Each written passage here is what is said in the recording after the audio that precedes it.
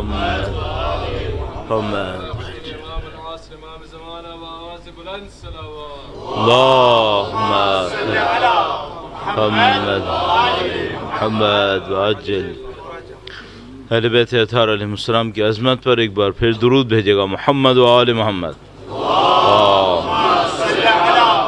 محمد آل محمد وعجل فرجهم. ایک بار پھر وقت کے امام کے حضور ادائے احترام کے لیے اور ان کی خاص نظر لطف کو حاصل کرنے کے لیے درود بھیجیں محمد و آل محمد پر.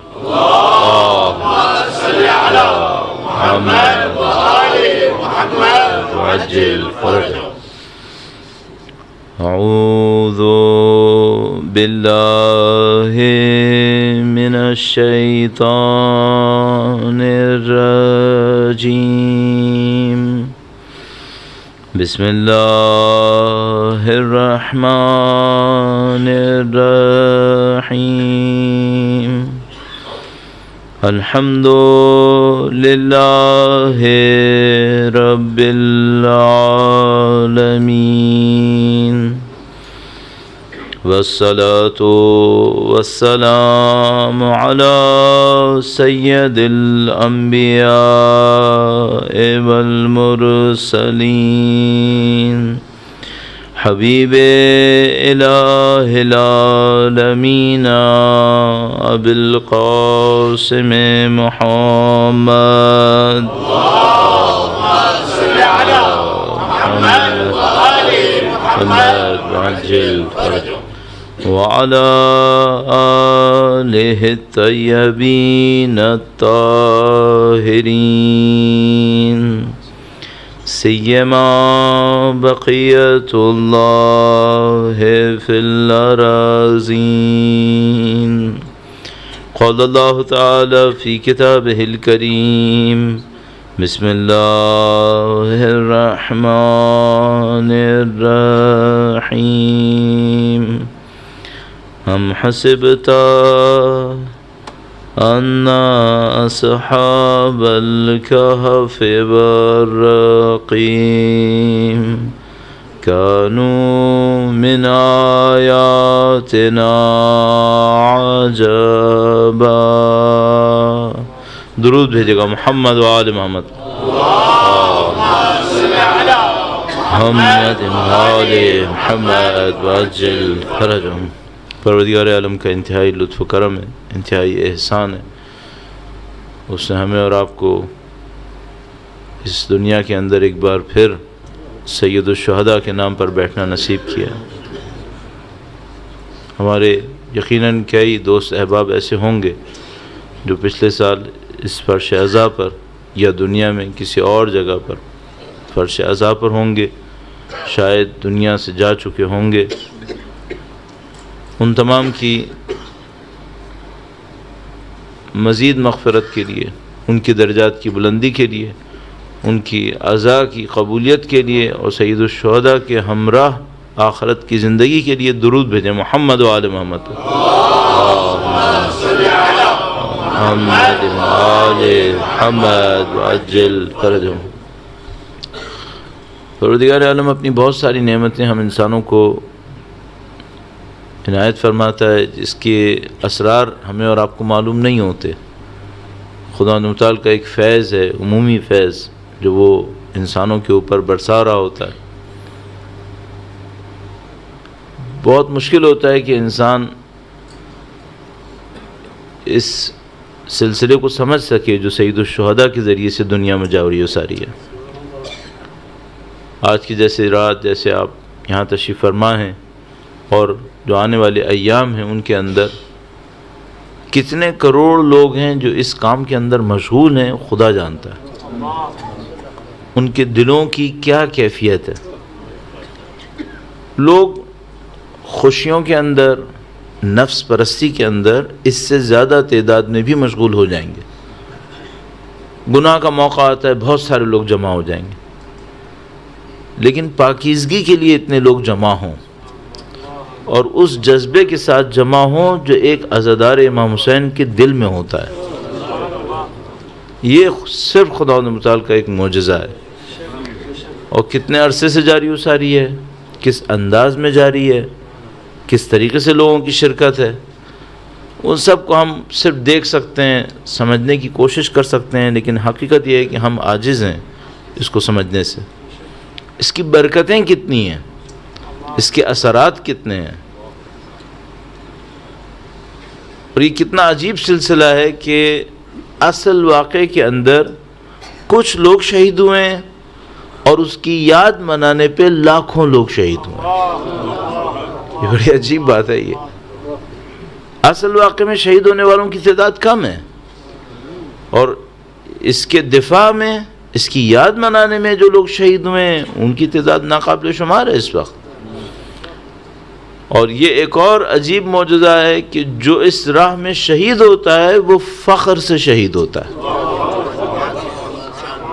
اور اس کے پسماندگان فخر کر رہے ہوتے ہیں۔ خدا متعال کا انتہائی کرم ہے کہ اس نے ہمیں اور آپ کو اس فرش پہ بیٹھنا نصیب کیا ہے، اور خاص کر انسان اس خاطر بھی شکر گزار رہے کہ آج کے زمانے کے اندر جو ایک اعتبار سے بہت اچھا دور ہے، اس کے اوپر میں بہت زیادہ اصرار کرتا ہوں اور آپ کی خدمت میں عرض بھی کروں گا، اور ایک اعتبار سے انتہائی سخت دور ہے۔ انتہائی سخت دور اس اعتبار سے کہ بہت سارے لوگوں کو ہم جہاں اچھی طرح تبدیل ہوتا دیکھتے ہیں وہاں برا بھی تبدیل ہوتا دیکھ رہے ہیں۔ یعنی ہم نے دیکھا ہے، آپ نے بھی یقیناً دیکھا ہوگا کہ ایسے لوگ جنہوں نے اپنی پوری زندگی سید الشہداء کے فرش عزا پر گزاری ہے، ان کی اولاد اب یہاں پہ نہیں ہے۔ آپ نے یقیناً ایسے کیسز دیکھے ہوں گے، اور میں نے یقیناً دیکھے۔ خاص کر انسان کو سوچنا ہوتا ہے کہ یہ جو خدا متعال نعمتیں نصیب فرماتا ہے ان کو قیامت تک جاری رکھنا، یہ خدا کا وعدہ نہیں ہے کہ ہم کچھ بھی کریں اور خدا جاری رکھے گا۔ اس کے لیے ہمیں محنت کرنی پڑے گی، اس کے لیے ہمیں اس کا حق ادا کرنا پڑے گا۔ جو واقعی معنی میں شکر ہے وہ بجا لانا ہوگا، تاکہ انشاءاللہ پروردگار عالم اس نعمت کو ہماری اور آپ کی نسلوں میں قیامت تک جاری و ساری فرمائے انشاءاللہ تعالی۔ چند نکات مجموعی طور پر عزاداری کی ابتدا کے عنوان سے عرض کروں گا، اور انشاءاللہ کچھ منٹس کے اندر جو موضوع ہمارے پاس اس سال کے لیے ہے اس کے حوالے سے نکات عرض کروں گا۔ ایک بار پھر تمام عزاداران سید الشہداء کی جان، مال، عزت و آبرو کی حفاظت کے لیے، مزید توفیقات کے لیے، پرچم عزا کی عزت اور مزید سربلندی کے لیے درود بھیجیں محمد و آل محمد پر۔ محمد آل محمد وعجل فرجهم۔ خدا متعال نے قرآن کریم میں سورہ ابراہیم میں کچھ چیزوں کو شجر طیبہ سے مثال دی ہے۔ فرمایا کلمۃ طیبہ کشجرۃ طیبہ اصلها ثابت وفرعها فی السماء تؤتی اکلها کل حین باذن ربها۔ ایک ایسا پاکیزہ درخت ہے جس کی جڑیں تو زمین میں ہیں لیکن شاخیں آسمان تک پھیلی ہوئی ہیں۔ ہمارے خیال میں بلا کسی تردید کے عزاداری سید الشہداء اس پاکیزہ درخت کا بہترین مصداق ہے۔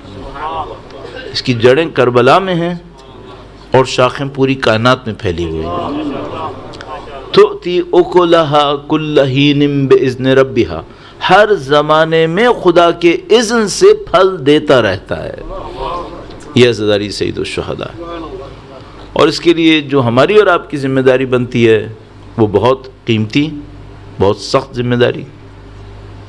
مجموعی طور پر ہم کہہ سکتے ہیں کہ جو کچھ سید الشہداء کی شہادت،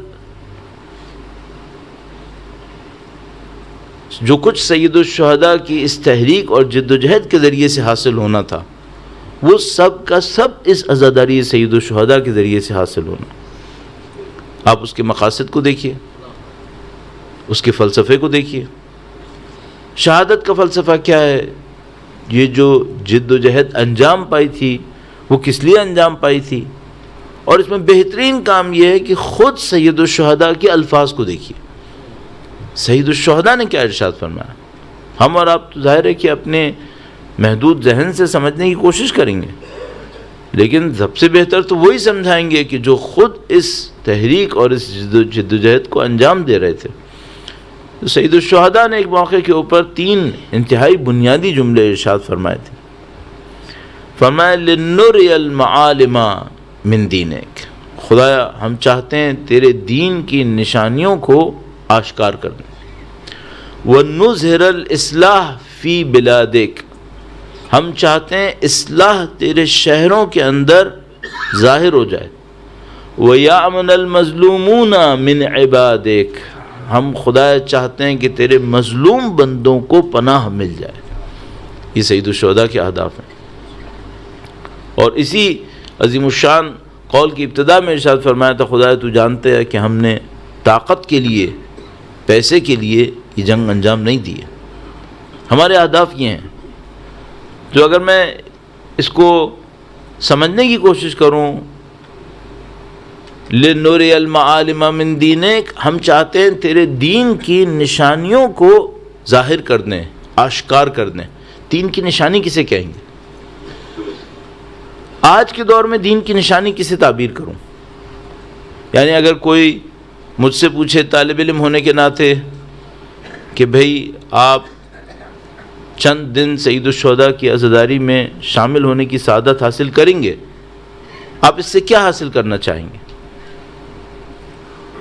ہر کام انسان زندگی میں کسی مقصد کے لیے انجام دیتا ہے، اور کاموں کا جو اجر ہوتا ہے، ثواب ہوتا ہے، مقام ہوتا ہے، وہ اس کی نیت سے طے ہوتا ہے.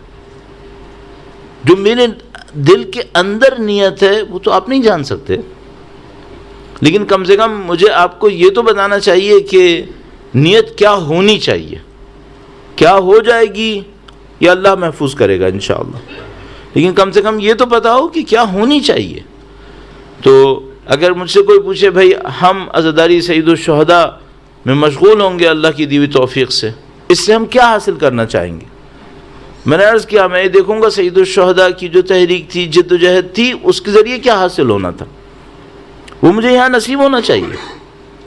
اب ہم لوگ ظاہر ہے کہ اگر ہم سید الشہداء کی اس عظیم الشان قربانی کو صرف ہسٹری کا پیس سمجھیں اور یہ انتظار کریں کہ کوئی یزید آئے گا اور میں یزید کے خلاف جنگ شروع کروں گا اور پھر کوئی میرا ساتھ نہیں دے گا اور میں ایک جگہ محصور ہو جاؤں گا، مجھے محاصرہ کر لیا جائے گا، اب میں حسینی کردار انجام دوں گا، شاید ایسا نہیں ہوگا. شاید مجھے یہ سعادت نہ مل پائے کہ مثال کے طور پر کوئی ظالم آئے گا جس کے خلاف میں جہاد کروں گا، جنگ کروں گا، اس جنگ کے معرکے کے اندر ایک جگہ پہ موجود ہو جاؤں گا، پھر میں امام حسین کا کردار میں کہوں گا محدود کیوں کر رہے ہو؟ سید الشہداء کے لیے ہم لوگ ایک جملہ استعمال کرتے ہیں، آپ اور میں سب استعمال کرتے ہیں، کل یوم عاشورا وکل ارض کربلا. اس کا کوئی مفہوم تو ہونا چاہیے. یہ جو ہر روز عاشورا بنے، ہر روز کربلا بنے، ہر روز تو جنگ نہیں ہوتی ہے، ہر روز تو اس طرح سے نہیں ہوتا. تو میں اس کو کس انداز میں دیکھوں؟ تو میں کہوں گا آپ کے اور میرے سامنے کربلا کے واقعے کو اتنی مرتبہ بیان کیا گیا ہے الحمدللہ رب العالمین، اور سید الشہداء نے جو کچھ فرمایا، جو کچھ انجام دیا، اتنی مرتبہ مصائب میں، فضائل کے اندر بیان کیا جا چکا ہے، شاید ہی اب کوئی جملہ ایسا ہو کہ جو کبھی بیان نہ ہوا ہو. ان کو دہرا کے دیکھیے. ایک وہ ہے جو ظاہر میں چند واقعات ہیں، ایک اس کی روح ہے. روح کیا ہے؟ سید الشہداء اس شہادت کے موقع پر، جہاد کے موقع پر، سید الشہداء کے چاہنے والے اس کے بعد کیا چیز زندہ کرنا چاہتے ہیں. اور کاش ایسا ہو کہ خدا مجھے اس توفیق دے دے کہ میں گفتگو صرف نہ کروں، ہم اور آپ اس کو اپنے دلوں میں زندہ کر سکیں کسی طرح سے. کاش ایسا ہو جائے. تو جو مجھے سمجھ میں آتا ہے وہ یہ ہے کہ سید الشہداء اپنی شہادت کے ذریعے سے سب سے اہم چیز جو بار بار سامنے لا رہے تھے وہ توحید کا پیغام تھا، ابتدا سے لے کر انتہا تک. توحید مختلف انداز میں، توحید مختلف طریقوں سے، توحید ہیومن کیریکٹر کے مختلف اسپیکٹس میں.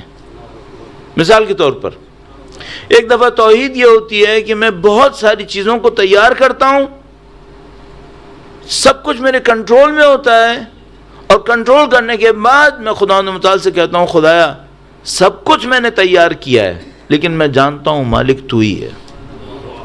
یہ توحید ہے کہ آپ اپنے اوپر انحصار نہ کریں، سب کچھ ہونے کے باوجود صرف خدا پہ انحصار کریں۔ یہ توحید کی ایک سطح ہے۔ اس کے مقابلے میں کیا ہوگا؟ اس کے مقابلے میں یہ ہوگا نعوذ باللہ تعالیٰ کوئی انسان ریسورسز ہونے کی وجہ سے نہ سمجھ سکے کہ خدا کا رول کیا ہے، جیسا کہ انسانوں کے ساتھ ہو جاتا ہے۔ جب ریسورسز ہوتی ہیں، جب سب کچھ صحیح ہوتا ہے، زیادہ تر لوگ بھول جاتے ہیں کہ خدا کا رول کیا ہے۔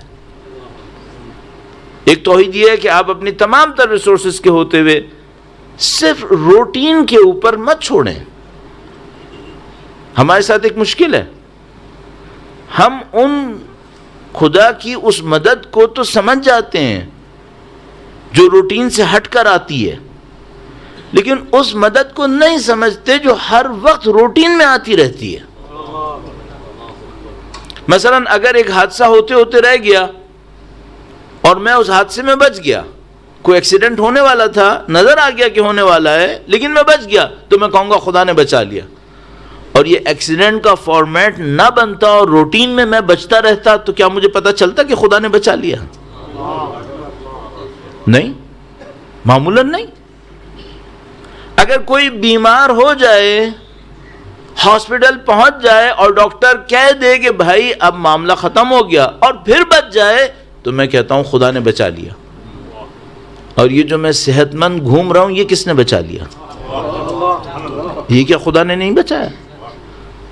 تو یہ بھی تو خدا نے بچایا ہے۔ توحید کیا ہے؟ توحید یہ کہ اس کو سمجھو کہ سب کچھ ہوتے ہوئے بھی جو اصل ہے وہ خدا ہی ہے، باقی کچھ نہیں ہے۔ لیکن کربلا اس سے بھی اگلا درس ہے۔ یہ ایک روٹین ہے، یہ ایک توحید ہے۔ کربلا کی توحید کیا ہے؟ کربلا کی توحید میں انشاءاللہ اگلے 10 دنوں کے اندر آپ کی خدمت میں اس کے مختلف حصوں کو عرض کرنے کی کوشش کروں گا۔ میرے موضوع کا ایک حصہ یہ انشاءاللہ۔ ایک کربلا کی جو توحید جو مجھے سمجھ میں آتی ہے وہ یہ ہے کہ جب آپ کے پاس کچھ نہیں ہے اور آپ کو پتا ہے کہ دنیا کے اعتبار سے میرے پاس کچھ بھی نہیں ہے، اس کے بعد آپ اپنی بہن کو الوداع کرتے ہوئے کہیں خدا ہمارے ساتھ ہے۔ یہ توحید ہے، یہ توحید ہے۔ اچھا اسے کون سمجھ سکتا ہے؟ میں تقریباً گارنٹی سے کہوں گا بہت ساری مصیبتیں خدا انسانوں پر اس لیے لاتا ہے تاکہ مومن یہ سمجھ سکے کہ خدا کیا ہے۔ کبھی ایسا ہوتا ہے کہ آپ ایک جگہ پہ زندگی گزار رہے ہوتے ہیں، سب کچھ صحیح چل رہا ہوتا ہے، اچانک سب کچھ ٹرن ہونا شروع ہو جاتا ہے، اور اتنا ٹرن ہوتا ہے کہ تمام وہ چیزیں جن کو آپ صحیح سمجھ رہے تھے وہ سب کی سب آپ کے ہاتھ سے نکل جاتی ہیں۔ جب سب کچھ آپ کے ہاتھ سے نکل جاتا ہے، اب آپ کے ہاتھ میں کچھ نہیں رہتا، اب آپ کو اپنے آپ سے پوچھنا ہوتا ہے اب میں خدا کو مانتا ہوں یا نہیں مانتا ہوں۔ اب وہ جو خدا کو مانتا ہے وہ سب کچھ نکلنے کے بعد اپنے اندر خالی احساس نہیں کرتا، وہ کہتا ہے جب سب کچھ تھا تب بھی ان کا اثر نہیں تھا، خدا کا ہی تھا، اور اب جب کہ کچھ نہیں ہے تب بھی اصل خدا ہی ہے، خدا ہی ہے۔ یہ کربلا کی توحید کا ایک حصہ ہے۔ کربلا یہ توحید ہمیں سکھائی ہے، یہ توحید ہمیں بتائی ہے، اور جگہ جگہ شروع سے لے کے آخر تک، اور ظاہر ہے اس کی جو عظمت ہمیں نظر آتی ہے وہ اس آخری سجدے کے اندر رضن بقضائک۔ میں آپ سے ایک بات پوچھنا چاہوں گا، کیا ہم ان 10 دنوں میں یہ توحید درک کر پائیں گے؟ کیا ہمیں ان 10 دنوں میں توحید کا یہ حصہ نہیں سمجھنا چاہیے؟ اچھا خدا نہ کرے نعوذ باللہ تعالی اگر میں نے 10 دن گزار دیے سید الشہداء کی عزا میں اللہ کی دی ہوئی توفیق سے، لیکن میں اس روح توحید کو نہیں سمجھ سکا، یہ اصل میری توجہ ہی نہیں گئی۔ کیوں توجہ نہیں گئی؟ میں اس مشکل میں پڑا ہی نہیں، میری زندگی میں سب کچھ صحیح ہے، یعنی میرے پاس تو اس مجلس کے شروع ہونے اور ختم ہونے کا ٹائم بھی بالکل صحیح لگا ہوا ہے، مجھے کیا مشکل ہے؟ اگر سب کچھ ایسے ہی گزر رہا ہے، کوئی سختی نہیں، کوئی مشکل نہیں، کوئی پریشانی نہیں، یہ 10 دن ہوئے میں آیا اور میں گیا اور عزا بھی کر لیا، سب کچھ ہو گیا، توحید سمجھ میں آئی؟ نعوذ باللہ نہ سمجھ میں آئی، تو میں آپ سے پوچھوں گا کہ آپ کو اپنے آپ سے نہیں پوچھنا چاہیے کہ میں نے کچھ مس کیا؟ ہاں آپ نے مس کیا، کیونکہ عزاداری سید الشہداء اس شہادت کے اثرات کو دینے کے لیے تھی، اور وہ جو شہادت تھی اس نے ہمیں توحید سکھائی ہے، ہمیں توحید سیکھنی چاہیے۔ اس توحید کا کیا اثر ہوگا، میں نے توحید کا ایک حصہ آپ کی خدمت میں عرض کیا، صرف ایک جملے میں اور اس کو عرض کرتا چلوں، اس سے بھی سخت مرحلہ آئے گا۔ ایک دفعہ ہوتا ہے وسائل ریسورسز ہمارے ہاتھ میں ہوتے ہیں، ہمیں توحید دیکھنی ہوتی ہے، ایک دفعہ ریسورسز ہاتھ میں نہیں ہوتے اور توحید دیکھنی ہوتی ہے، ایک تیسرا لیول ہے، نہ صرف ایک ریسورسز ہاتھ میں نہیں ہوتے، اب تھوڑا سا سخت لفظ ہے یہ، ایسی کوئی جگہ آتی ہے عزت بھی ہاتھ میں نہیں رہتی ظاہری طور پہ۔ سخت ترین زندگی کی مشکلات کیا ہوتی ہیں، شاید مسائل میں بھی عرض کروں گا، سخت ترین مشکلات میں سے ایک مشکل اس جگہ ہوتی ہے آپ حق پر ہوں، آپ کو پتہ ہے دشمن باطل ہے، اور وہ باطل پر ہو کر آپ کے اوپر فتح کا جشن منائے، یہاں توحید چیلنج میں آتی ہے۔ میرے نہیں خیال ہم لوگوں نے اس کو کبھی فیل کیا ہو، کیونکہ ہم نے شاید حق کے لیے کبھی اتنا کوئی شدید معرکہ کیا ہی نہ ہو۔ ہاں ہم اپنی جائیدادوں کے لیے شاید لڑے ہوں گے، اپنی نفس پرستیوں کے لیے شاید لڑے ہوں گے، اپنی خواہشات کے لیے شاید لڑے ہوں گے، لیکن کسی ایسی جنگ میں گئے ہوں جس میں ہم صرف حق کے لیے آئے ہوں اور باطل جیت جائے اور ہمارے سامنے فتح کا جشن منائے ہماری بے عزتی کر کے، یہاں توحید چیلنج میں آتی ہے۔ انسان جو میرا جیسا ایک عام انسان ہو وہ اپنے آپ سے سوال پوچھنے لگتا ہے اگر میں نے سب کچھ خدا کے لیے کیا تو خدا نے میرا ساتھ کیوں نہیں دیا؟ یہاں توحید سمجھنی پڑتی ہے، اور یہ توحید کی باریکی ہے۔ بہرحال یہ ایک حصہ ہے عزاداری سید الشہداء کا کہ ہمیں خدا سے نزدیک کرے، اور ایک اور حصہ آپ کی خدمت میں عرض کروں گا، درود بھیجے گا محمد و آل محمد محمد آل محمد وعجل فرجهم۔ عزیزان محترم، یہ جو 3 جملات میں نے آپ کی خدمت میں سید الشہداء سے عرض کیے، اور یہی جملات سید الشہداء کے والد گرامی مولا امیر المومنین سے بھی منسوب ہیں، ان کی ذات پہ بھی درود بھیجے گا محمد و آل محمد محمد آل محمد وعجل فرج۔ یہ سید الشہداء کے اور ان کے والد گرامی کے پیغاموں میں سے ایک اہم پیغام ہے، اور وہ کیا ہے جو میں نے ابھی آپ کی خدمت میں عرض کیا کہ ہم جب کربلا کو سوچتے ہیں اور کربلا سے سیکھنے کو سوچتے ہیں تو میں یہ سوچتا ہوں کہ کبھی کوئی باطل آئے گا یزید کی طرح، میں اس کا مقابلہ کروں گا، اس مقابلے میں میں اکیلا رہ جاؤں گا، یہاں سے میری کربلا ہے۔ تو میں نے عرض کیا کہ یہ ایسا نہیں ہوگا، شاید کسی کے ساتھ ہو جائے، معمولاً لوگوں کے ساتھ ایسا نہیں ہوگا۔ ہم لوگ شاید اتنی، تھوڑی سی سخت بات، اتنی اہلیت نہ رکھتے ہوں کہ خدا ہم سے اتنا بڑا کوئی امتحان لے۔ حقیقت یہ ہے ہم میں شاید اتنی اہلیت نہ ہو کہ خدا ہم سے اتنا بڑا کوئی امتحان لے، لیکن ہم سے چھوٹے چھوٹے امتحانوں کو لے کر ہماری ایلیجیبلٹی کو ثابت کرواتا رہے گا، ہم سے امتحان لیتا رہے گا۔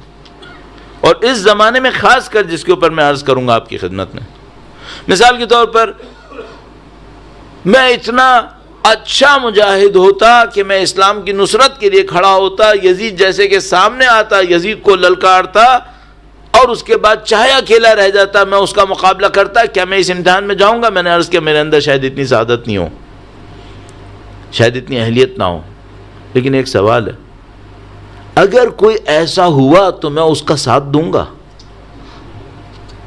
میں تو وہ نہیں ہوں، سید الشہداء نے مدینے میں فرمایا مثلی لا یبایع مثلہ، میرا جیسا اس جیسے کی بیعت کبھی نہیں کرے گا۔ اس کا مطلب ہے سید الشہداء فرمانے ہر دور میں کوئی نہ کوئی میرا جیسا آتا رہے گا، میں تو وہ نہیں ہوں، میں تو سید الشہداء کی طرح نہیں ہوں کہ ان کی طرح ظالموں کی بیعت کا انکار کروں اور اس مشکل میں پڑھوں۔ لیکن سوال یہ ہے، سید الشہداء کے دور میں ایک سید الشہداء تھے، چند ان کا ساتھ دینے والے تھے۔ جن لوگوں نے ساتھ دیا ان کو ہم اتنا اچھا سمجھتے ہیں، اور میرے موضوع سے بھی نزدیک آتا ہے کہ ہم کہتے ہیں یا لیتنا کننا معاکم فنفوز معاکم۔ اچھا، یہ جو یا لیتنا ہے، اے کاش میں آپ کے ساتھ ہوتا تو میں آپ کی طرح فوز اور سعادت کو حاصل کرتا۔ کیا یہ کاش آج کے دور میں نہیں آتا ہوگا؟ اچھا، اب ہماری ایک انڈرسٹینڈنگ ہے، شاید ہم اسپیل آؤٹ بھی نہیں کریں گے، لیکن ہماری انڈرسٹینڈنگ ہے، وہ کیا ہے؟ ایک طرف سے ہم یہ کہتے ہیں مثلی لا یبایع مثلہ، ہر دور میں حسین ہوگا، لیکن ہم سے کوئی پوچھے آج کے دور میں وہ حسین کہاں ہے جس کا تم نے ساتھ دیا، تو میں کہتا ہوں شاید آج کے دور میں ایسا کوئی نہیں ہوگا۔ ابھی تو آپ نے کہا تھا مثلی لا یبایع مثلہ، میرا جیسا اس جیسے کی بیعت کبھی نہیں کرے گا، اور آپ نے کہا تھا یہ آفاقی ہے، سید الشہداء کا کہنا اس انداز کا ہے۔ آج کے دور میں کون ہوگا؟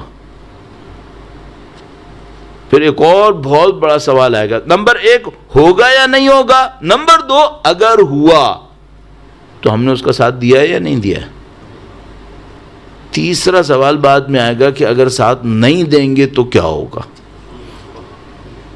اب میں صرف ایک مثال آپ کی خدمت میں عرض کرتا ہوں، جس کو میں جرأت کے ساتھ کہہ رہا ہوں کہ ہاں یہ مجھے لگتا ہے کہ ایسی کوئی مثال ہو سکتی ہے۔ بھائی آپ کے سامنے اگر ایک ایسا کیس میں آپ سے عرض کروں، خدا مدد فرمائے انشاءاللہ، کوئی شخص کسی نظریے کی خاطر کھڑا ہو اور اس نظریے کی بنیاد سید الشہداء اور اہل بیت کی محبت ہو، ایک شخص کسی نظریے کی خاطر کھڑا ہو آئیڈیالوجی کے اوپر، اس آئیڈیالوجی کی بیس اہل بیت کی محبت ہو، اور اس راہ میں اس کے 6 بچے مارے جائیں، 6 نہیں کریں 4 کر لیجئے، 4 بچے مارے گئے، خود بھی زخمی ہو، قیدی بنایا جائے، اہل خانہ بھی قیدی بنائے جائیں، سینکڑوں اس کے چاہنے والے ظالمانہ تشدد کے ساتھ شہید کر دیے جائیں، اس کا ساتھ دینا چاہیے نہیں دینا چاہیے؟ اچھا، اب میں اپنے دل سے پوچھتا ہوں، وہ یہ کہ اگر ہمارے دور میں ایسا کوئی ہوتا تو ہمیں اس کا ساتھ دینا چاہیے یا نہیں دینا چاہیے؟ ہم نے ساتھ دے دیا، تو پھر ہم کربلا سے کیا سیکھ رہے ہیں؟ یہاں پہ ایک بہت بڑا خطرہ ہے، چونکہ ابتدائی عزاداری ہے، میں آپ کی خدمت میں یہ ساری باتیں عرض کر رہا ہوں، وہ کہ کہیں ایسا تو نہیں کہ ہم نے سید الشہداء کی عزاداری کو اس کی حقیقت میں، اس کی ریالٹی میں، اس کے کور ایسنس میں سمجھنے کی کوشش نہیں کی۔ اب میں اپنے اوپر رکھ کر اس کے بارے میں کہہ سکتا ہوں جو غلط ہو سکتا ہے۔ مثال کے طور پر میں طالب علم ہوں، دینی طالب علم ہوں، دنیا میں کہیں نہ کہیں سے مجھے محرم کے چند دنوں کے لیے لوگ بلائیں گے، تو میں چلا جاؤں گا۔ جب میں چلا جاؤں گا تو وہاں پر ان چیزوں میں سے جن کو مجھے سیکھتے ہوئے 34 ایئرز ہو گئے، 10 دن بول ہی لوں گا۔ جب 10 دن بول لوں گا، اور چونکہ مجھے 30 ایئرز سے زیادہ ہو گئے بولتے ہوئے، تو تھوڑا بہت لوگوں کو اٹریکٹ کر ہی لوں گا، اتنا کہ 4 سال 5 سال بعد دوبارہ بلا لیں۔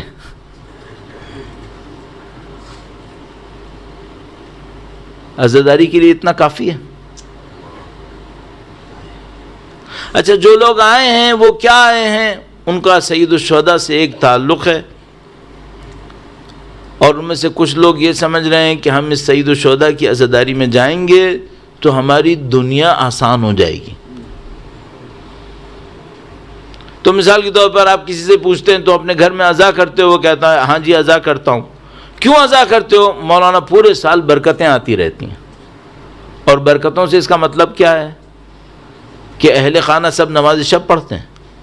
نہیں، برکتوں سے اس کا مطلب یہ اس کا بزنس بڑھتا ہے، اس کی سیلری بڑھ جاتی ہے، اس کی لگژریز میں اور اس کی زندگی کے آسائشوں میں اور لذتوں میں اضافہ ہو جاتا ہے۔ آپ انصاف سے بتائیے گا یہ عزاداری کا حق ہو گیا؟ مجھے اس سے ڈر ہے، مجھے سارا ڈر ہے وہ اس سے کہ خدا نہ کرے نعوذ باللہ ہم نے عزاداری کو اس طرح نہ دیکھ لیا۔ ہمیں کیا کرنا چاہیے؟ ہمیں، میں نے عرض کیا، سید الشہداء کے پیغام کو سمجھنے کی کوشش کرنا چاہیے۔ سید الشہداء نے توحید کو زندہ کیا تھا، عزاداری سید الشہداء توحید کو زندہ کرے ہمارے دلوں کے اندر۔ سید الشہداء نے ظالم کو للکارا تھا، مظلوموں کا ساتھ دینے کی بات کی تھی، خود سب سے بڑے مظلوم قرار پائے۔ سید الشہداء کی عزاداری ہمیں مظلوموں کا ساتھ دینے کی ہمت دے۔ اور ایک اور بات جو بہت امپورٹنٹ ہے، جو ہمیں عزاداری سید الشہداء میں کرنی ہے اور آپ نے مجھے کرنی ہے، یہ ہماری سب سے اہم ذمہ داری بنے گی، اور وہ یہ ہے کہ آپ ایک خاص محبت کے ساتھ یہاں پہ تشریف لائیں۔ سید الشہداء سے ایک پاکیزہ محبت۔ ہم ایکسپیکٹ نہیں کر سکتے سب لوگ فلاسفرز ہو جائیں، ہم ایکسپیکٹ نہیں کر سکتے سب لوگ پولیٹیکل سائنٹسٹ ہو جائیں، سب لوگ نہیں معلوم کوئی سوشل موومنٹ کے فاؤنڈرز ہو جائیں، نہیں ہوگا۔ یہاں بہت سارے لوگ ہوں گے ایسے دنیا بھر کے اندر کہ جو لوگ صرف سید الشہداء کے ساتھ ایک ذاتی محبت کے لیے آئے ہیں یہاں پر۔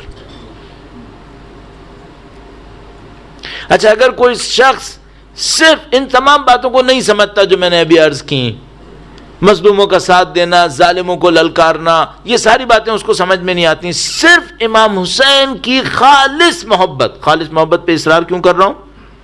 دنیا کی خاطر نہیں، دکھاوے کی خاطر نہیں، ریچولز کی خاطر نہیں، صرف سید الشہداء کی خالص محبت میں یہاں تک آئے۔ اب میں آپ سے ایک سوال پوچھوں گا، سید الشہداء اسے کہاں لے کے جائیں گے؟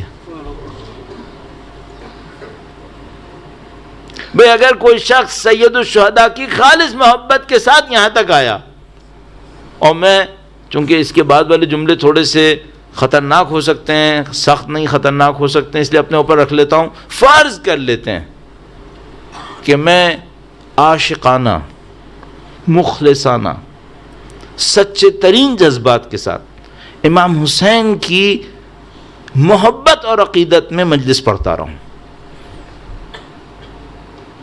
تو سید الشہداء مجھے کہاں لے کے جائیں گے؟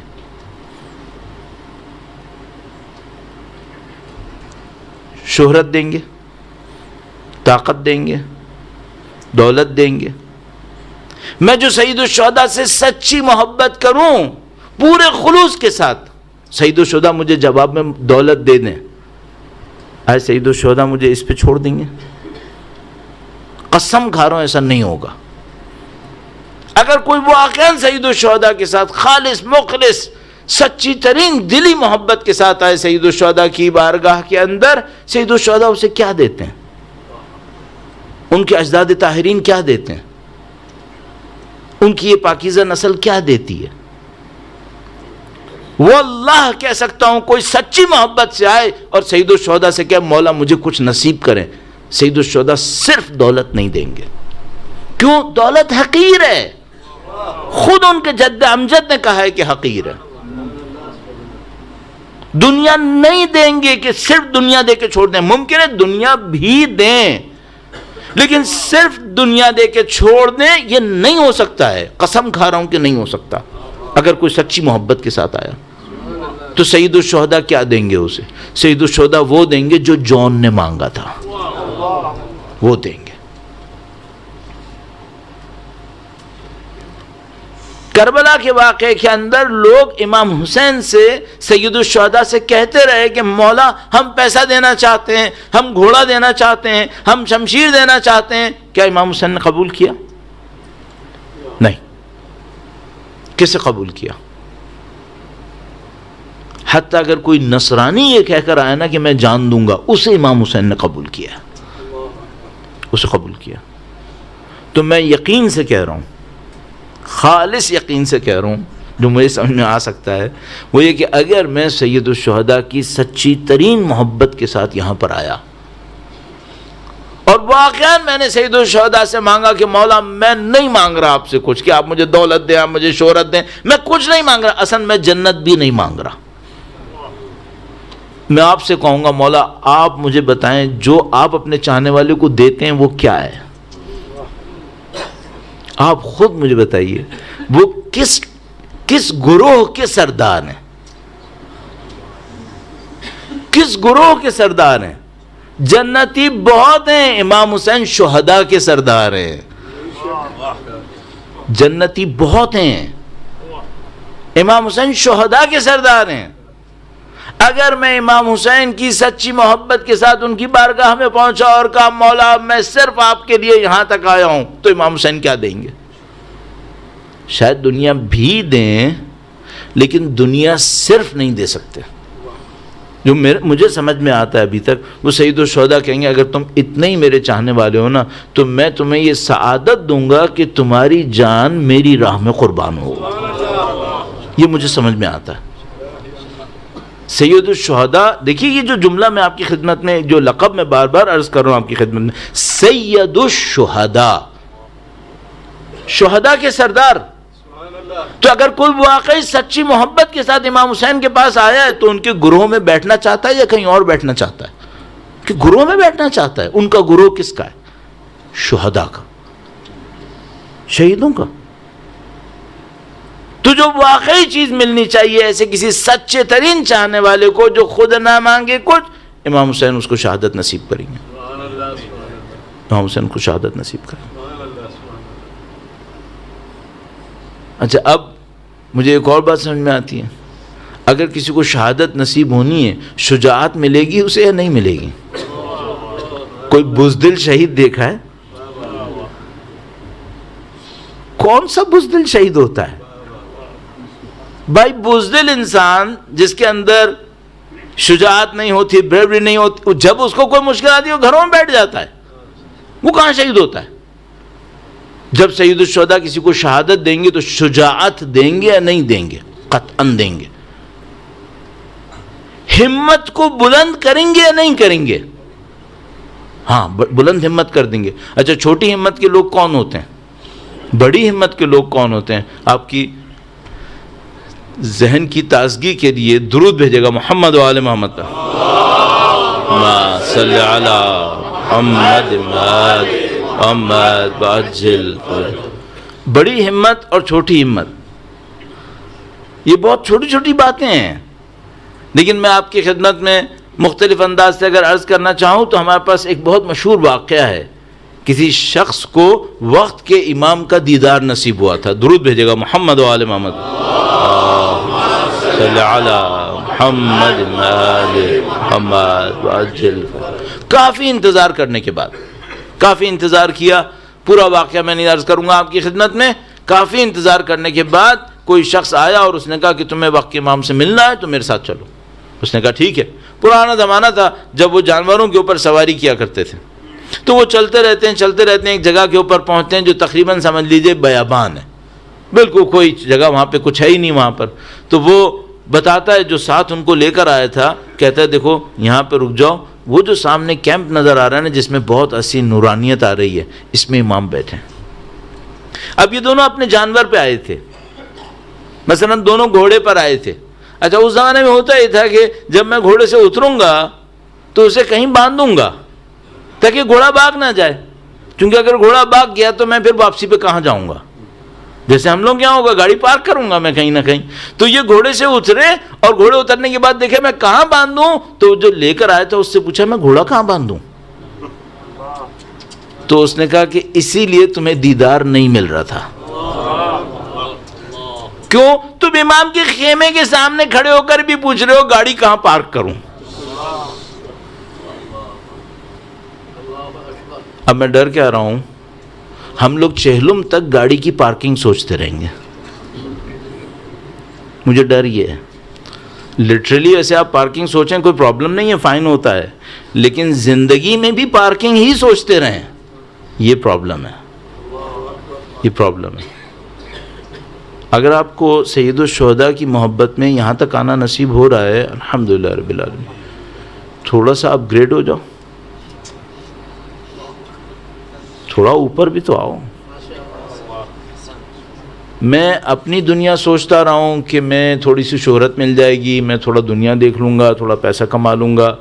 آنے والے صرف یہ سوچتے رہے ہم امام کے نام پر جمع ہو رہے ہیں, بیماریاں دور ہو جائیں گی, دنیا کی مشکلات حل ہو جائیں گی, فقر و فاقہ ختم ہو جائے گا, جابز لگ جائیں گی, بزنسز بڑھ جائیں گے.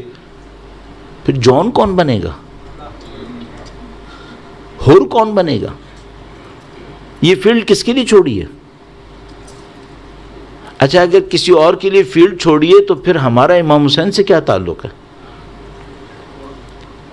اس کو میں کہہ رہا ہوں تھوڑا سا بلند ہمت بنے, ہمت تھوڑی سی پکڑنے کی کوشش کر. اچھا اب وہ جو جس کی ہمت بلند نہیں ہوتی وہ کیا کرتا ہے؟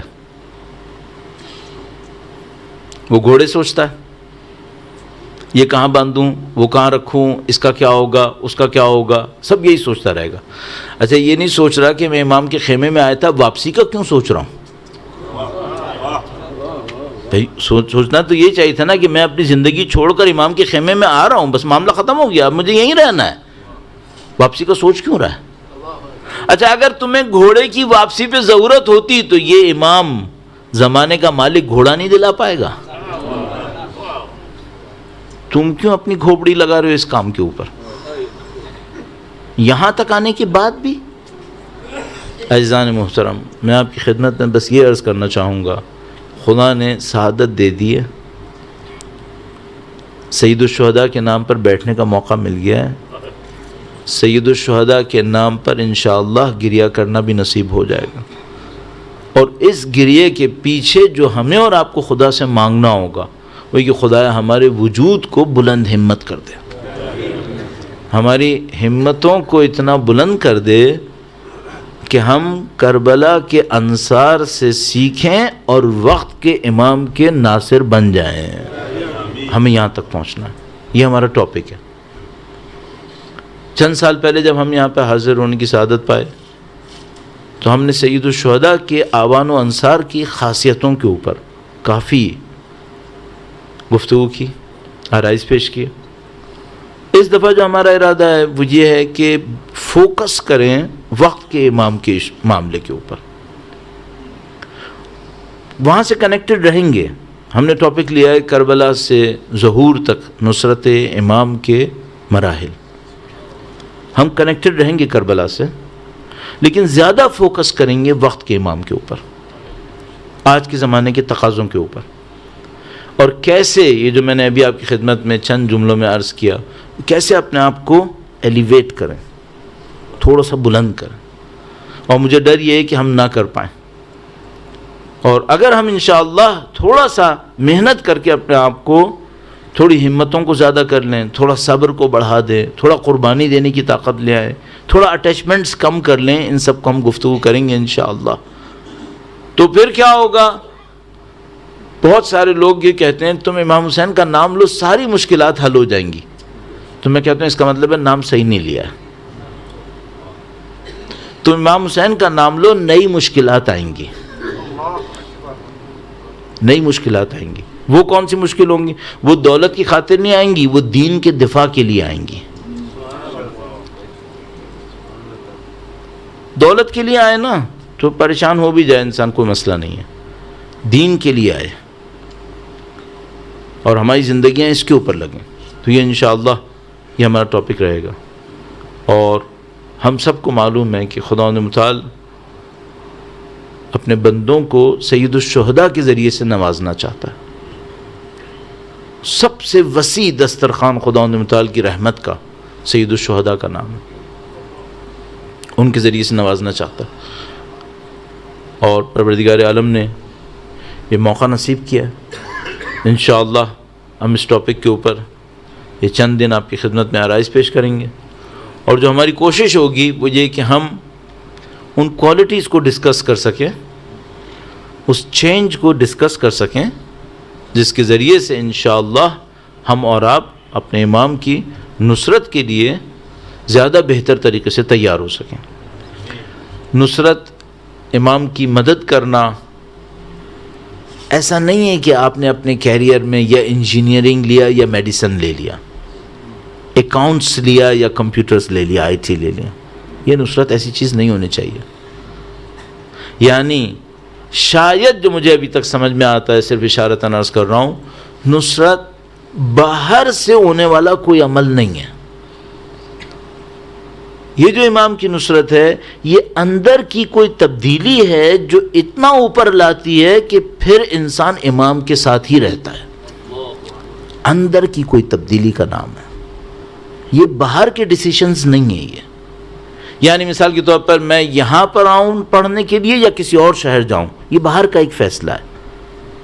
میں اس کیریئر میں جاؤں یا اس کیریئر میں جاؤں، یہ باہر کا ایک فیصلہ ہے.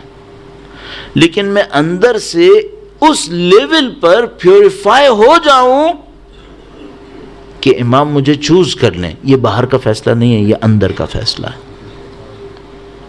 نصرت امام اندر کا کوئی معاملہ ہے، یہ باہر کا معاملہ نہیں ہے. تو جو لوگ اندر کی تبدیلی کے بغیر نصرت امام کا انتظار کر رہے ہیں ان کے لیے خبر اچھی نہیں ہے. یہ باہر سے نہیں ہوگا، یہ مسلسل اندر سے ہوگا. اور اس کو میں آپ کی خدمت میں عرض کرنے کی کوشش کروں گا. سید الشہداء کی اس محبت کو بڑھانا یہ ہمارا تیسرا ہدف ہے. آپ یہاں پر تشریف لائیں عقیدت کے ساتھ، محبت کے ساتھ، جذبات کے ساتھ بھی ہیں. اور یہ عزاداری سید الشہداء کا ایک بہت اہم حصہ ہے. اگر یہ کوئی کانفرنس ہوتی تو کانفرنسز 1400 سال نہیں چلتی، کانفرنسز نہیں چلتی. جو کچھ ہمارے دوست احباب بعض اوقات ہم جیسے کنزرویٹیوز سے کہتے ہیں کہ آپ لوگ پریزنٹیشنز کی طرف چلے جائیں، تو میں ان سے کہتا ہوں، اور ابھی پاکستان میں بھی عرض کر رہا تھا، کہ میں اپنی زندگی میں ممبر سے اترنے کا رسک نہیں لوں گا، نہیں لوں گا رسک. چونکہ مجھے یہ ڈر ہے کہ 1400 سال کرسی پہ بیٹھا ہوا کوئی خطبہ نہیں چلا ہے، ممبر پہ بیٹھی ہوئی مجلس چلی ہے. یہ مجھے لگا ہے. تو ماشاءاللہ جن جذبات کے ساتھ ہم اور آپ ہیں، سید الشہداء کی محبت کے ساتھ، ہم سب کا کام یہ ہے اس محبت کو بڑھتا دیکھیں، اس محبت میں اضافہ کریں. اور یوں لگا جیسے خداوند متعال نے جذبات کا پہلو خود کربلا میں ڈالا ہے. یعنی میں اپنے ذہن سے سوچتا ہوں، شاید یہ پوائنٹ تھوڑا سا عجیب لگے آپ کو، نہیں معلوم وقت میں ہم کہاں پہنچے، آخری منٹس. اگر خدا نے جذباتی پہلو نہ ڈالنا ہوتا تو صرف رونے پہ ثواب نہ دیتا. اس کا مطلب ہے خدا نے جذباتی پہلو ڈالنا ہے. اگر خدا نے جذباتی پہلو نہ ڈالا ہوتا، صرف فلسفہ ہوتا، تو خاک شفا کو خاک شفا کیوں بنایا؟ خدا نے جذبات کے پہلو خود ڈالے.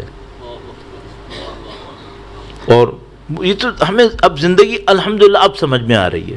اور میں انشاءاللہ کل اس کے اوپر عرض کروں گا، بالکل وقت ختم، کہ سید الشہداء کی عظمت لوگوں کی تعداد زیادہ ہونے میں مت ڈھونڈیں، عظمت کہیں اور ڈھونڈیں. کل عرض کروں گا انشاءاللہ. خدا متعال نے موقع نصیب کیا ہے، اور ہم نے اپنی زندگی میں اس طرح سوچا ہے مجھے کہ جب بھی عشرہ مجلس کی پہلی مجلس ہو، عشرہ مجالس کی پہلی مجلس ہو، تو ہم سید الشہداء کی شہادت کا پرسہ ان کی والدہ کو دیا کرتے ہیں. ہمیں کربلا مدینے کے دروازے سے شروع ہوتی نظر آ رہی ہے. ہمیں یوں لگا کربلا مدینے سے شروع ہوئی ہے. اور جو میں نے آپ کی خدمت میں عرض کیا کہ حق پر ہوں، آپ حق کے لیے مقابلہ کریں، کوئی آپ کا ساتھ نہ دے اور دشمن آپ کے سامنے جشن منائے، بہت سخت ہے، بہت سخت ہے۔ اگر اتنا سخت لگا، اب میں چند جملے بڑھاتا ہوں۔ آپ حق کے لیے کھڑے ہوں، حق کے لیے مقابلہ کریں، حق مکمل آپ کے ساتھ ہو، کوئی آپ کا ساتھ نہ دے اور آپ کے گھر پہ حملہ ہو گیا، اب بھی کسی نے ساتھ نہیں دیا، اب بھی کسی نے ساتھ نہیں دیا۔ آپ حق کے لیے تشریف فرما ہو، مقابلے کے لیے جائیں، آپ کے گھر پہ حملہ ہو۔ عزیزان محترم، اب میرے اندر وہ طریقہ نہیں ہے بتانے کا، وہ انداز نہیں ہے بتانے کا، لیکن میں مولا امیر المومنین کے کلمات سے فائدہ اٹھاؤں گا۔ مولا امیر المومنین کہیں تشریف فرما ہو رہے تھے، گزر رہے تھے، کچھ لوگ بیٹھے ہوئے تھے، انہوں نے کہا ابو الحسن، مولا امیر المومنین کے لقب و کنیت سے پکارا، کہا بیٹھ جائیے، ہمارے درمیان کچھ گفتگو ہے۔ امام نے پوچھا کیا گفتگو ہے؟ کہا گفتگو یہ ہے کہ زندگی کا سب سے سخت لمحہ کون سا ہوتا ہے؟ انسان اپنی زندگی میں بڑی مشکلات اٹھاتا ہے، بہت مشکلات اٹھانی پڑتی ہیں۔ بعض لوگوں کی زندگی آسانیوں میں گزر رہی ہوتی ہے، بعض لوگوں کی زندگی سختی میں گزر رہی ہوتی ہے۔ سختیوں کی بھی لیولز ہوتے ہیں، سختیوں کی بھی انٹینسٹی ہوتی ہے۔ تو کہا کہ ہم پوچھ رہے ہیں کون سا سخت لمحہ ہوتا ہے؟ تو پوچھا تمہارے نزدیک سخت لمحہ کیا ہے؟ کہا کہ کسی نے کہا کہ میرے لیے تو سخت لمحہ وہ ہوتا ہے کہ مجھے کوئی پیسے کی ضرورت ہو، کوئی پیسہ نہ دے رہا ہو اور میں بہت مشکل میں پھنس جاؤں۔ دوسرے سے پوچھا، کہا میرے لیے سخت لمحہ وہ ہوتا ہے کہ میں کہیں جنگ پہ جاؤں اور کوئی میرا ساتھ نہ دے، تو میں اکیلا رہ جاؤں، یہ میرے لیے بڑا سخت ہوتا ہے۔ اس نے سب لوگوں نے کچھ کچھ بتایا۔ عزیزان محترم، روایت میں لکھا ہے جب ان لوگوں نے کہا آپ بتائیے کہ سخت لمحہ کون سا ہوتا ہے۔ اب امیر المومنین کی زندگی کو آپ سوچئے گا، بچپنے سے لے کر اس میں احد بھی ہوئی ہے، اس میں بدر بھی ہے، اس میں خندق بھی ہے، اس میں شب ہجرت بھی ہے، اس میں مکہ کی زندگی بھی ہے، شاب ابی طالب بھی ہے، سب کچھ ہے۔ امیر المومنین نے کیا فرمایا؟ کہا کوئی تمہاری زوجہ کو مارے اور تم کچھ نہ کر سکو۔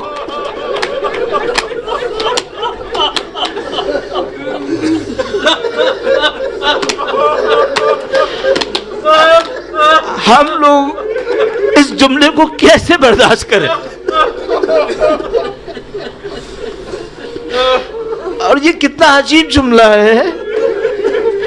اگر ہم لوگ بعض اوقات صرف جملے کو سن پاتے ہیں، ظاہر ہے ہم دل کی گہرائی میں نہیں جا سکتے، ہمارے پاس اتنی طاقت نہیں ہے، ہم دل کے اندر جا کر دیکھیں اندر کیا ہو رہا ہے۔ بس میں نزدیک لانے کی خاطر عرض کروں گا، یہ امیر المومنین کی ذات کون سی ذات ہے؟ یہ وہ ذات ہے جو فرماتے ہیں اگر میری ریاست میں کوئی یہودن کے پاؤں سے زیور چھین کے لے گیا اور کوئی اس کو سن کر غم سے مرے تو حق پر مرا۔ اب میں کہوں گا مولا امیر المومنین کے اس جملے کو سننا، کوئی تمہاری زوجہ کو مارے جو بنت رسول اللہ ہے،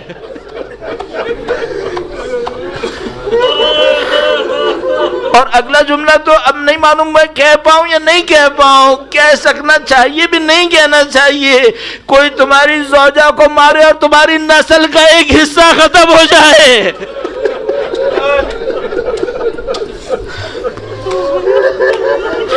امیر مومنین فرما رہے ہیں، فرما رہے یہ زندگی کی سختی ہے، کوئی زندگی کو اس طرح سے دیکھے امیر المومنین کے لیے۔ اور بی بی سیدہ سلام اللہ علیہا کا کیا بیان، یہ تو امیر المومنین نے بی بی کے مصائب کو اس طرف سے بیان کیا جو امیر المومنین نے دیکھا۔ اب بی بی سیدہ کے مصائب کا کیا بیان، تو میں 2-3 روایات عرض کیا کرتا ہوں، بس ان روایتوں کو ہی دہراؤں گا اور آپ کی خدمت میں التماس دعا عرض کروں گا۔ بس 2-3 روایتوں میں اگر میں دہراؤں تو میں کہوں گا ذرا اس موقع کو سوچنا جب سیدہ طاہرہ کو تماچا لگ چکا، در و دیوار میں پس چکی اور امیر المومنین کے گردن میں رسی ہے اور فاطمہ ہاتھ بڑھا رہی ہے کہ میں علی کا ساتھ دوں گی۔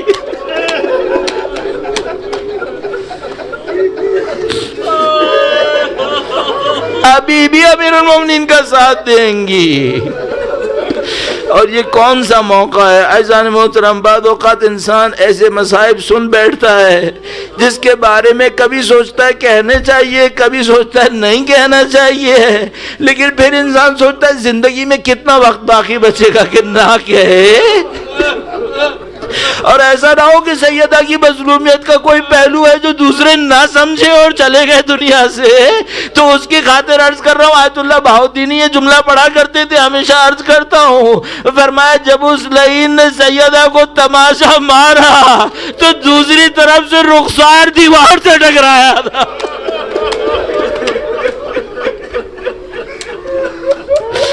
بس آخری جملہ اور عرض کروں گا، اور انشاءاللہ وقت کے امام کی حضور تسلیت عرض کرتے ہوئے ادائے احترام کے ساتھ بس ایک اور جملہ استاد فاطمی نیا بیان کرتے ہیں۔ کہتے ہیں جب سیدہ در و دیوار میں پیسی تو جو پہلا جملہ فرمایا کہا یا مہدی ادرکنی۔